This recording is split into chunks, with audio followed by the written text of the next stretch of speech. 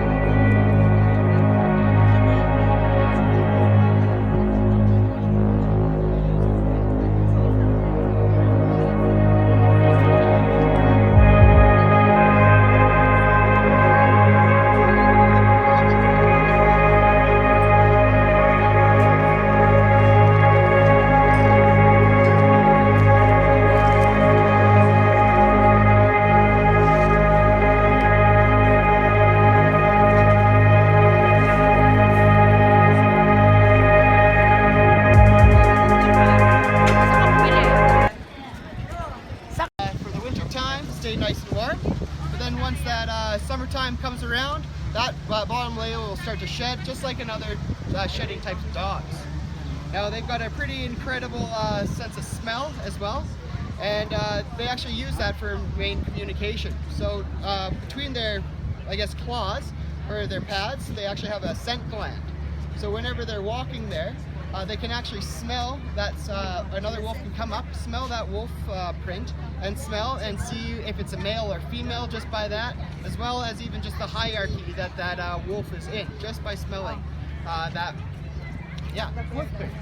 Now, of course, though, their main sense or way of communication is by voice or by communication. So wolves, they can howl and they can hear and communicate with each other for up to 10 kilometers away, which is a pretty amazing thing. Is this one a real one? Yeah, this is a real wolf, so everyone's more than welcome to touch it if they like, just not the head or the ears, but the rest of the pelt, you're more than welcome to check out. So what this one I'm not too sure, it's a bit older than myself even, but the one I'm talking about to you today is actually this wolf here within this picture. So unfortunately 2016 was quite a sad year for our wolf pack here within Banff National Park. It's called the Bow Valley Wolf Pack. Very, very popular wolf pack. Even some of our sports teams were named after this pack. But unfortunately there was a whole bunch of food and garbage left all over the Johnston Canyon Trail, where these wolves during that winter season ended up getting into. So wolves, they're very food stressed during that winter season. They only have about a 10% success rate when hunting. So when they found all this food and garbage left all over the Johnston Canyon area, they pretty much thought that they won the jackpot. So they kept coming back to that area every couple days and getting those food rewards. Now when that happens, then they'll start to slowly associate that human food and garbage to, well, humans. And then they'll start to become very confident and comfortable to approach humans. So there was two wolves in particular that became very food conditioned from that wolf pack. The alpha female, which is the one in this picture here, which was actually taken in the Johnston Canyon parking lot itself, and also just one of the males. Now those ones became so confident that they actually ended up going up to the Tuttle Mountain campground area during that spring season, and were even approaching people at their picnic tables and trying to steal food off their picnic tables while they were there eating the food.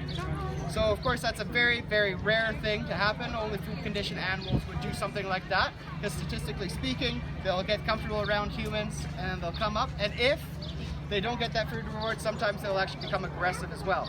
Luckily those two wolves didn't get to that point of aggression, but it was pretty much only a matter of time. So we did all we could during that time to revert them back to their natural food source, or get that natural fear back into them of these humans. But unfortunately when it gets to that point, it's a little bit too late and very, very hard, almost next to impossible to revert them back. So since it became very much of a public safety issue, they kept coming back to those campgrounds and approaching people. We did have to put those two wolves down because of so. Now with that, it did leave, I guess, that pack to the demise a little bit at that time. So the wolf pack deteriorated a little bit and the wolf pack kind of spread out by that point. One of the wolves kind of left the area. The alpha male ended up moving towards the Spray Lakes area around the Canmore, where he still is today. And luckily, one of the females, one of the daughters, ended up sticking around that Bow Valley Parkway area and actually has now re-established a brand new wolf pack within that area, which is amazing. So that's why we're out here today, or I'm out here today, is just to remind people, if you ever do see any food or garbage left around, or see anybody littering, just friendly let them know that there can be consequences to those kind of actions, and we just want to all keep the wildlife wild within the park there, and yeah, we can all do our part by picking up the garbage so something unfortunate like this doesn't happen again to our wolves. So right now they're around the 5 to 7 mark within that pack there, so they're back to normal. Yeah, everyone's more than welcome to touch the wolf pelt if they like here, just not the head or the ears, but the rest of the pelt you're more than welcome to check out. So you said 5 to 7 wolves within the pack there, but we have 5 packs within Banff National Park. So this Bow Valley Wolf Pack, the one that you see within this picture here, then you got the Cascade Pack, which is just behind Cascade Mountain where the bison are roaming, and then Fairholme Pack between here and Canmore. So 5 to 6 wolves per pack. Yeah, 5 to 7 approximately. 5 packs. Just 5 packs? Yeah, exactly. Yeah, so we've got anywhere between 25 to 35 wolves within Banff National Park, approximately. That's just Yeah. what they asked. So that it preserves. That's my friend. Yeah, unfortunately, that's what ended up being put down because of. Classic. Yeah, so yeah, exactly. So it doesn't even have to be food. Like once they start to get into it, they'll just go after anything. So of course this goes for not only wolves and bears, of course not to feed any wildlife. I know you would never go up and hand feed those ones. But this also goes for say ground squirrels or birds and different things like that. A lot of people may think that they're helping by feeding them, but really that does kill them, as they do have different stomachs than us, and some of the human foods don't sit well.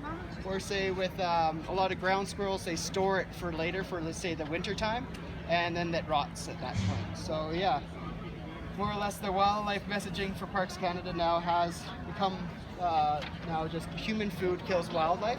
It is quite blunt, but it is very true at that too. So it is, yeah. Not the same wolf, different wolf. Yeah, these are the real claws that were on the wolf as well. It's pretty cool, hey? So how many wolves are here? So we've got 5 wolf packs within Banff National Park, around 5 to 7 within each. So this one that I was talking about, that's a Bow Valley wolf pack that tends to live around like the Bow Valley Parkway, the Northway area, and a little bit close to the town site. Then there's the Cascade / Panther pack. So that's just behind Cascade Mountain here, within the area that actually the bison have been released. And then there's also the Fair Home pack. So that's a pack between Banff and Canmore. So the bison has also. Yeah, so they were released in 2018, or no, yeah, 2018, around July. Cool. Yeah, so we started off with 16 around that time, and now, actually 2 new calves have been born, but we're now up to 36 bison within the area, so it's going quite well. And yeah, so far, which is really cool about that wolf pack around that area, it actually takes around 20 to 30 years for wolves to relearn how to hunt such a large mammal such as the bison.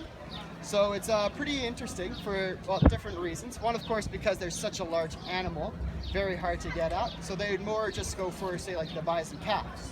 But they do something very interesting. It's kind of like how elephants defend their young.